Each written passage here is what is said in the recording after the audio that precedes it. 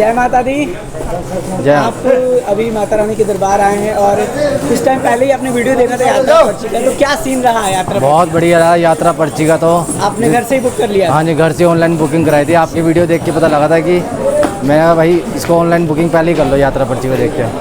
चलिए बढ़िया है। चेकिंग वैकिंग हो रहा है ऊपर यात्रा पर्ची का? हाँ, यात्रा पर्ची देख रहे हैं आपको ऊपर यात्रा। चलिए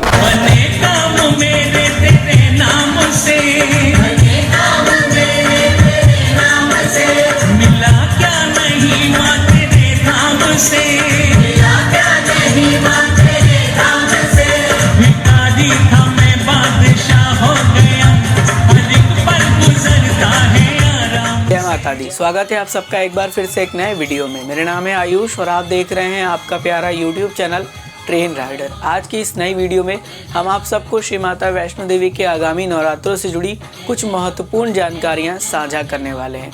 अगर आप मां भगवती के पवित्र यात्रा पर नवरात्रों के समय जाने वाले हैं तो इस वीडियो को अवश्य देखिएगा और दूसरे भक्तों तक अवश्य शेयर करिएगा, जिससे उनकी यात्रा सफल हो, उन्हें यात्रा में किसी प्रकार से कोई भी परेशानी ना हो। आपको पता ही है कि हमने अभी रिसेंटली ही मां भगवती की यात्रा होली पर की थी और हमने आपको होली की अपडेट भी दी थी कि होली पर किस प्रकार से भक्तों का रश होगा, किस तरीके से बुकिंग्स होंगी, हालात कैसे होंगे, मौसम कैसे होंगे, और मां भगवती की अनुपम कृपा से वो सारी जानकारी बिल्कुल जेन्युइन थी। इस वीडियो में भी हम आपको नवरात्रों से जुड़ी इसी प्रकार से जानकारियाँ साझा करने वाले हैं। तो चलिए वीडियो की शुरुआत करते हैं। सबसे पहले बात करते हैं यात्रा पर्ची की। आपको पता ही होगा कि जब आप मां भगवती के दर्शन के लिए जाते हैं तो आपको यात्रा पर्ची लेना होता है। यात्रा पर्ची बहुत ही महत्वपूर्ण होता है। बिना यात्रा पर्ची के आपको दर्शन करने की अनुमति नहीं मिलती है। इसलिए सबसे पहला काम आपको ये करना है कि आपको यात्रा पर्ची जाकर ऑनलाइन बुक कर लेना है। सामने आप स्क्रीनशॉट देख रहे हैं, ये वेबसाइट का स्क्रीनशॉट है जहां पर यात्रा पर्ची अभी भी अवेलेबल है, एबिलिटी अभी भी शो हो रहा है। तो पहला आप ये काम करें कि जाएं और www.maavaishnodevi.org वेबसाइट पर विजिट कर अपनी यात्रा पर्ची तुरंत बुक कर लें। अगर यात्रा पर्ची बुक करने में कोई भी दिक्कत आ रहा है तो हमने इस वीडियो के डिस्क्रिप्शन में उस वीडियो का लिंक दिया है जिसमें हमने आपको बताया है कि यात्रा पर्ची कैसे बुक करनी है। आप उस वीडियो को देखकर अपनी यात्रा पर्ची आराम से बुक कर सकते हैं। हो सकता है मोबाइल एप्लीकेशन पर यात्रा पर्ची की एबिलिटी ना शो हो रही हो या फिर वहाँ पर फुल दिख रहा हो, तो आप कोशिश करें कि वेबसाइट पर विजिट कर अपनी यात्रा पर्ची घर से ही बुक करा लें। अब मैं आपको इतना फोर्स क्यों कर रहा हूँ यात्रा पर्ची के लिए, उसके पीछे का कारण भी मैं आपको बता देता हूँ। सामने आप जो वीडियो देख रही है होली के टाइम का वीडियो है और आप देख सकते हैं कितनी लंबी कतार भक्तों की हमें यात्रा पर्ची देने के लिए देखने को मिल रही है। मैं आपको बता दूं कटरा के मेन चौक पर कितनी ज़्यादा रश है वो भी आप देख रहे हैं। इवन काउंटर नंबर 2 पर भी बहुत ज़्यादा रश था। साथ ही साथ कटरा के निहारिका कॉम्प्लेक्स में भी बहुत लंबी कतार यात्रा पर्ची के लिए भक्तों को देखने को मिल रही थी, जिसके बारे में तो बहुत सारे भक्तों को पता ही नहीं है कि निहारिका कॉम्प्लेक्स में भी यात्रा पर्ची है। तो 3 जगह यात्रा पर्ची की सिस्टम है और इन तीनों जगह पर बहुत ज़्यादा रश थी। इसीलिए अगर आप अपना यात्रा पर्ची ऑनलाइन कराकर जाएंगे तो आप इन सारी चीज़ों से पूरी तरीके से बच पाएंगे। साथ ही साथ जब आप चढ़ाई करते हो और हिमकोटी मार्ग पर आपके बारकोड को चेक किया जाता है यात्रा पर्ची के, तो उस समय भी भक्तों की काफ़ी लंबी कतार देखने को मिल रही थी। इसीलिए अगर आप ऑनलाइन करा कर जाते हैं तो इन सारे चीज़ों से आप पूरी तरीके से बच पाएंगे और दर्शन में भी आपको किसी प्रकार से कोई दिक्कत परेशानी नहीं होगी। तो ये थी पूरी जानकारी यात्रा पर्ची की। बढ़ते हैं वीडियो में आगे और अब बात करते हैं हालात की। आपने देखा ही था कि होली के समय किस प्रकार से भक्तों की भारी भीड़ हमें मां भगवती के दरबार में देखने को मिली थी। ऐसे में आपको पता है कि माता रानी के पवित्र नवरात्रे हैं और नवरात्रों में भक्तों की और ज़्यादा भीड़ बढ़ जाती है, क्योंकि जो लोकल लोग होते हैं वो भी माता रानी के दरबार जाते हैं और साथ ही साथ ऐसे बहुत सारे भक्त होते हैं जिन्होंने ये सोचा होता है कि हम अपनी नवरात्रे जो है वो माँ भगवती के पवित्र पावन दरबार में मनाएंगे। साथ ही साथ दरबार की इतनी ज़्यादा सुंदरता देखने के बाद और सारे भक्त जो है वो माता रानी के दरबार पहुंचने लगते हैं पवित्र दर्शन के लिए। इसके अलावा मैं आपको बता दूं कि जब भीड़ बढ़ता है, जब रश बढ़ता है, तो उसमें क्या होता है, बहुत सारी परेशानियां भी बढ़ जाती हैं। जैसे लॉकर नहीं मिलेगा आपको, कंबल के प्रॉब्लम फेस करने पड़ेंगे, सोने का जगह नहीं अवेलेबल होगा। इस प्रकार से तमाम प्रकार की जो बड़ी बड़ी प्रॉब्लम है वो भी फेस करनी पड़ जाती हैं। इसलिए आपको कुछ सेफ्टी मेजर रखना है, जैसे कि आप अपने साथ हल्का कंबल कैरी करना है। कंबल कैरी करने में आपको हो सकता है कि बर्डन लगे, लेकिन रात को जब ठंड लगेगा और आपको कंबल नहीं मिलेगा तब आपका कम्बल ही आपका साथ देगा। इसलिए मैं आपको कह रहा हूँ कि अगर आप हो सके तो अपना कम्बल अवश्य कैरी करिए। जब भीड़ बढ़ता है तो कम्बल भी नहीं मिलते हैं। अब बात करें अगर स्टे की यानी रहने की, तो ऐसे तो कोशिश ये करिए कि अर्ली मॉर्निंग माता रानी की यात्रा की शुरुआत करिए। दर्शन करके आफ्टरनून में आप शाम तक कटरा आने की कोशिश करिए। अगर रात भी हो जाते हैं तो कटरा आकर ही स्टे करिए, क्योंकि भीड़ बढ़ जाने के कारण फिर से मैं आपको बता रहा हूँ प्रॉब्लम बहुत फेस करना पड़ता है। तो कोशिश तो ये करें, लेकिन अगर आपने मन बनाया है कि आपको नवरात्रों में स्टे करना है या भवन पर एक रात बितानी है, तो उसके लिए निःशुल्क धर्मशाला है, फ्री एकोमोडेशन है।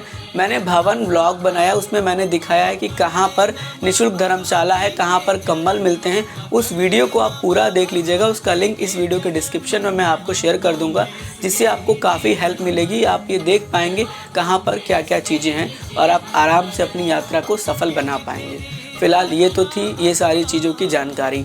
अब बात करते हैं लॉकर की, क्योंकि देखिए जब भीड़ बढ़ता है तो लॉकर भी भक्तों को नहीं मिलता है। होली के टाइम हमने यात्रा की थी और हमें भी लॉकर जल्दी अवेलेबल नहीं हो पा रहा था। तो कोशिश ये करें कि अपने साथ अपने घर से ही एक ताला कैरी करें। हो सकता है कि लॉकर अवेलेबल हो लेकिन ताला ना हो, तो अगर आपके पास ताला होगा तो आप अपने लॉकर में अपना सामान डालकर लॉकर को बंद करके फिर आगे की ओर स्टे कर लेंगे। प्रॉब्लम इसलिए आती है क्योंकि बहुत सारे ऐसे भक्त होते हैं जो माता रानी के दर्शन करने के बाद अपना सामान निकालते नहीं हैं, उसी सामान को उसी तरह से रहने देते हैं और पहुंच जाते हैं भैरव घाटी, जिस कारण से आने वाले भक्तों को भी ये सारी परेशानी झेलनी पड़ जाती है। अब अगर आपको ये ऑप्शन अवेलेबल हो जाता है तो वेल एंड गुड, नहीं तो आपके पास लास्ट ऑप्शन ये बचता है कि जहाँ से आप प्रसाद लेते हैं, फिर आपको प्रसाद प्राइवेट शॉप से लेना होगा। उनसे आप प्रसाद लेंगे, वो थोड़ा सा कॉस्टली देंगे, लेकिन आपका सामान वहाँ पर वो रख लेंगे। बोलेंगे कि लॉकर नहीं है तो आप हमारे यहाँ रख दो, यहाँ पर सेफ़ रहेगा। वहाँ पर आप सेफली अपना सामान रखकर दर्शन करके आएंगे और फिर आगे की ओर बढ़ जाएंगे। क्योंकि देखिए जब भीड़ होता है तो कुछ ना कुछ मैनेजमेंट अपने हिसाब से करनी पड़ती है, तो इस मैनेजमेंट के थ्रू आप जो है वो दर्शन कर सकते हैं। अब बात करें दर्शन की, तो मैं आपको बता दूं कि दर्शन आपको जब भी करना है वो सुबह 10 बजे से लेके शाम 4 बजे तक के अंदर आपको दर्शन कर लेना है। इसलिए मैं कह रहा हूं क्योंकि मैंने अभी होली पर देखा था कि माता रानी के दरबार में आरती की वेला शुरू होती है और आरती की वेला जो है वो 6 बजे के आसपास शुरू होती है, तो 5 बजे से दर्शन रोकने लगते हैं वो। सोचिए 5 बजे से दर्शन जब रोकते हैं वो और भीड़ बढ़ने लगती है, भीड़ बढ़ने के कारण दर्शन भी रात के समय जब आरती ख़त्म होती है तो उतने अच्छे से नहीं होता है और भक्त जो है वो 5-5, 6-6 घंटे जो है वो लाइनों में लगे रहते हैं। इससे बड़ा प्रॉब्लम क्या होगा।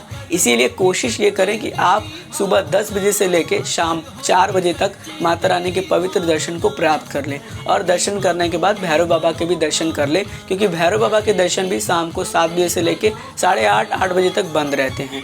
तो इस तरह से अगर आप अपना प्लान करेंगे तो माता रानी की अनुपम कृपा से आपके दर्शन भी बहुत प्यारे और अच्छे होंगे, आपको दिक्कत परेशानी बिल्कुल भी नहीं होगी।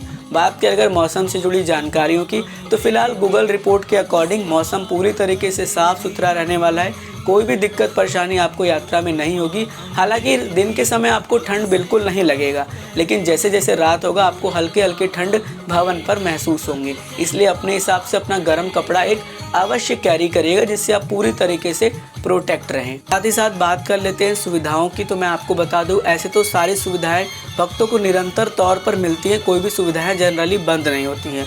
अगर आप चेक कर लीजिए ऑनलाइन एबिलिटी है, लाइक बैटरी कार की बुकिंग ऑनलाइन अवेलेबल है तो आप ऑनलाइन बुक कर लीजिए। अगर आपको जो है हेलीकॉप्टर की बुकिंग चाहिए ऑनलाइन अवेलेबल है तो ऑनलाइन कर लीजिए, अन्यथा आपको कटरा के निहारिका कॉम्प्लेक्स से जाकर वहां पर करंट बुकिंग प्राप्त करनी होगी। अगर आपको हेलीकॉप्टर की बुकिंग चाहिए तो आपको रात को 2 बजे लाइन में लगना होगा और आपको फिर सुबह में जाकर हेलीकॉप्टर टिकट मिलता है। इसके साथ साथ जिनकी हेलीकॉप्टर की टिकट चाहिए उन्हें भी जो है आपको लाइन में लेकर आना पड़ेगा और फिर जाकर उन्हें जो है वो जो हेलीकॉप्टर की टिकट प्राप्त हो जाएगी। इसके साथ साथ अगर आपको भवन पर स्टे करना और आपको जो है डॉर्मेट्री की बुकिंग चाहिए उसी करंट डेट की, तो आपको करंट में ही निहारिका कॉम्प्लेक्स विजिट करना है जो कि कटरा में है और वहीं से आपको करंट टिकट भी मिल जाता है, करंट बुकिंग भी मिल जाएगी, आपको दिक्कत परेशानी नहीं होगी। बढ़ते हैं वीडियो में आगे और बात करते हैं मेडिसिन की यानी दवा की।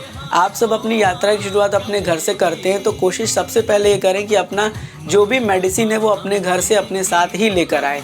इससे फ़ायदा ये होगा कि अगर आपको किसी प्रकार से कोई भी फीवर फील होता है या दर्द होता है, कुछ भी ऐसा होता है, तो उसका मेडिसिन आपके पास रहेगा, आप तुरंत मेडिसिन लेंगे और आप बिल्कुल नॉर्मल हो जाएंगे, ठीक हो जाएंगे। लेकिन अगर मेडिसिन नहीं रहेगा तो फिर आपको डिस्पेंसरी जाना होगा, वहाँ से मेडिसिन लेना होगा।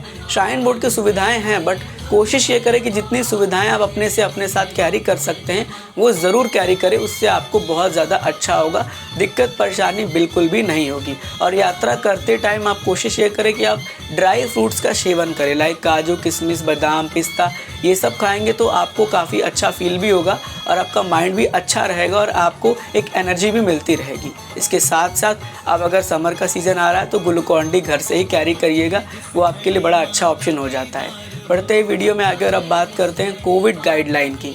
फिलहाल श्री माता वैष्णो देवी की यात्रा के लिए कोविड गाइडलाइन बिल्कुल सेम है, किसी प्रकार से कोई भी बड़ा चेंजेस कोविड गाइडलाइन में नहीं है।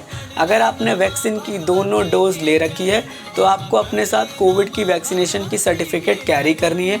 अगर आपने वैक्सीन की सिंगल डोज ली है या फिर आपने वैक्सीन नहीं लगवाया है या फिर ऐसे कोई भी बच्चे हैं जो 10 साल से ऊपर हैं जिन्होंने वैक्सीन नहीं लगवाया है तो उन्हें अपना कोरोना नेगेटिव RT-PCR रिपोर्ट अपने घर से कैरी करना होगा, जो कि 72 घंटे से पुराना नहीं होना चाहिए। इसके साथ साथ वो रेलवे स्टेशन पर जाकर भी अपना कोरोना नेगेटिव रिपोर्ट जो है वो चेक करा के ले सकते हैं, टेस्ट करा के ले सकते हैं, जो कि पूरी तरीके से निःशुल्क होता है। तो ये सारी बातें थी कोविड गाइडलाइन से जुड़ी। मैंने लगभग आपको सारी जानकारियाँ शेयर कर दी हैं जो आपकी यात्रा में आपके साथ बहुत ज़्यादा हेल्पफुल हो और आपकी यात्रा को सफल बनाए।